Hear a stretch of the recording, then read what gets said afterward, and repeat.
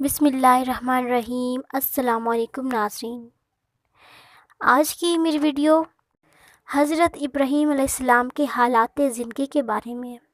ناظرین، حضرت ابراہیم علیہ السلام کے ایک چچا آزر تھا۔ آزر پتھر، مٹی اور لکڑی کے بت بنایا کرتا تھا اور لوگوں کو فروخت کیا کرتا، خود بھی ان کی پوجا کیا کرتا تھا۔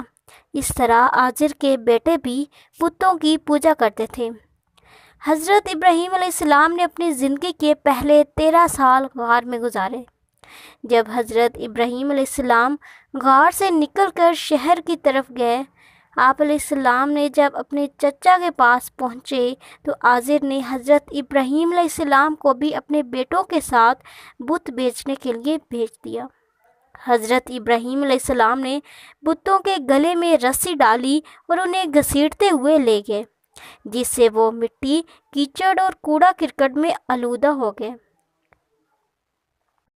اور پھر آپ نے آواز لگائی کہ اے لوگو، آؤ اور مجھ سے وہ بت خرید لو جو بے جان ہیں اور کوئی نفع اور نقصان نہیں پہنچا سکتے۔ بتوں کے ساتھ حضرت ابراہیم علیہ السلام کا یہ سلوک بت پرستوں کی نظر میں بے حد توہین آمیز تھا۔ آزر نے حضرت ابراہیم علیہ السلام کو اس بارے میں نصیحت کی۔ ایک دن حضرت ابراہیم علیہ السلام نے اپنے چچا سے پوچھا کہ چچا جان، آپ لکڑی، پتھر اور مٹی کے بت بناتے ہیں جو نہ ہی بول سکتے ہیں، نہ سن سکتے ہیں اور نہ ہی آپ کو نفع اور نقصان دے سکتے ہیں۔ یہ بات سن کر آپ علیہ السلام کے چچا نے پوچھا کہ کیا تم ہمارے خداؤں کے مخالف ہو؟ آئندہ ایسی بات زبان پر نہ لانا ورنہ تمہیں سزا ہوگی۔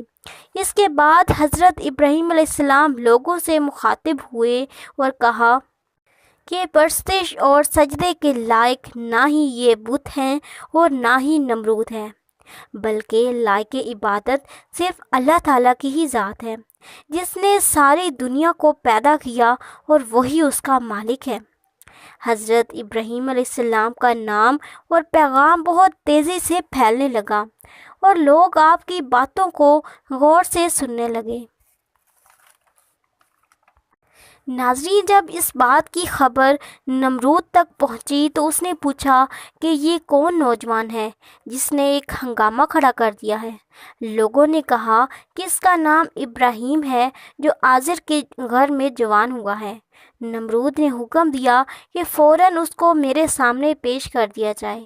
نمرود کے بھیجے ہوئے لوگ حضرت ابراہیم علیہ السلام کے پاس آئے اور نمرود کا پیغام دیا تو حضرت ابراہیم علیہ السلام نمرود کے دربار میں پہنچے۔ تو نمرود نے آپ علیہ السلام سے پوچھا کہ نوجوان، جس خدا کی تم بات کرتے ہو وہ کون ہے؟ تو حضرت ابراہیم علیہ السلام نے جواب دیا کہ میرا خدا وہ ہے جو لوگوں کو زندگی اور موت دینے کی قدرت رکھتا ہے۔ نمرود نے کہا یہ کام تو میں بھی کر سکتا ہوں۔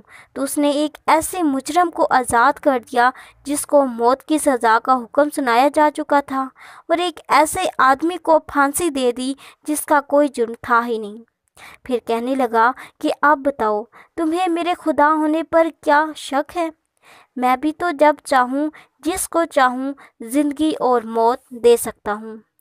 تو حضرت ابراہیم علیہ السلام نے فرمایا کہ اگر تو سچا ہے تو جس کو تم نے قتل کیا ہے اسے اب دوبارہ زندہ کر کے دکھاؤ، اور کہا کہ میرا خدا سورج کو مشرق سے نکالتا ہے اور مغرب میں غروب کرتا ہے، تم سورج مغرب سے نکال کر دکھاؤ۔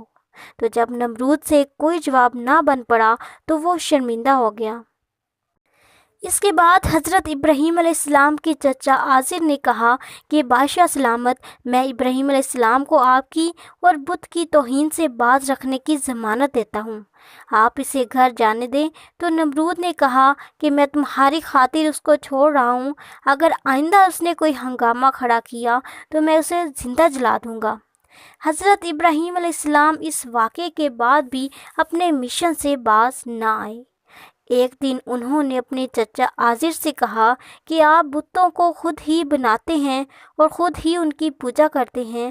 تو اس بات پر آزر نے حضرت ابراہیم علیہ السلام کو گھر سے نکال دیا۔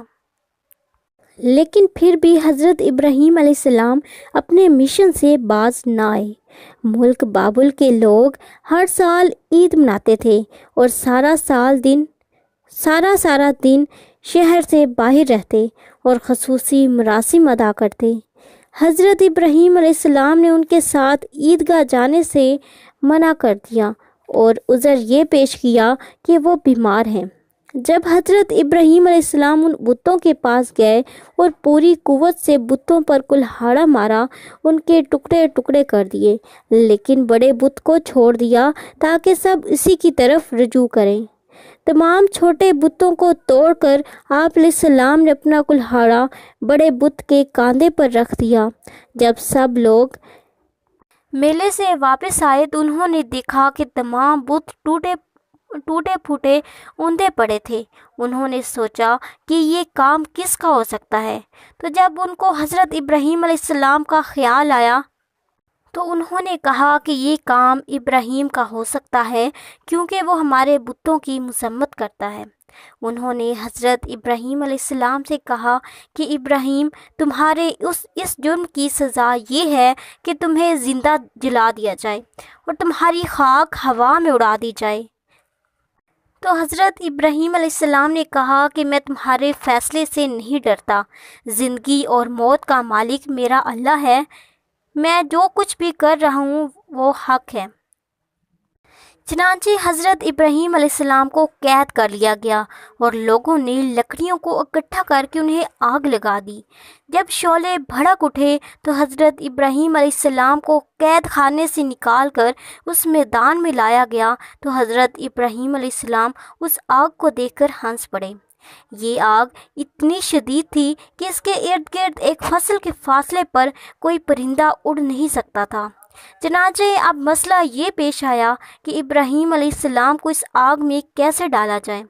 چنانچہ شیطان نے لوگوں کے دلوں میں منجنیق کا خیال پیدا کیا، تو منجنیق کے ذریعے سے حضرت ابراہیم علیہ السلام کو آگ میں ڈال دیا گیا۔ اللہ تعالیٰ نے آگ سے فرمایا کہ سرد ہو جاؤ۔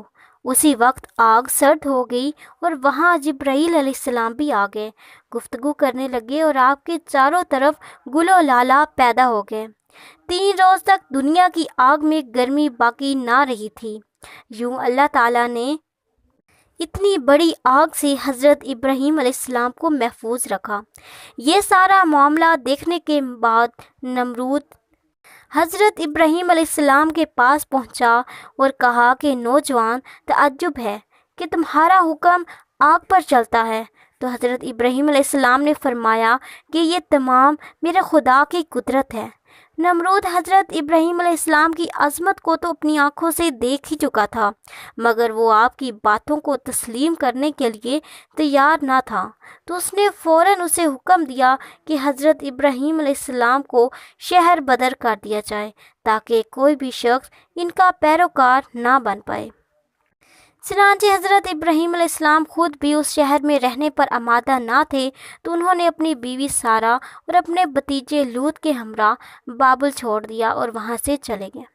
ناظرین، یہ تھی میری آج کی ویڈیو پسند آئے تو ویڈیو کو لائک اور شیئر کریں، چینل کو سبسکرائب کر لیں۔ اس چینل پر آپ کو بالخصوص اسلامک ہسٹری اور دنیا بھر کی معلومات ملتی رہیں گی۔ ملتے ہیں بہت جلد ایک نئی ویڈیو کے ساتھ، تب تک دیجیے اجازت، اللہ حافظ۔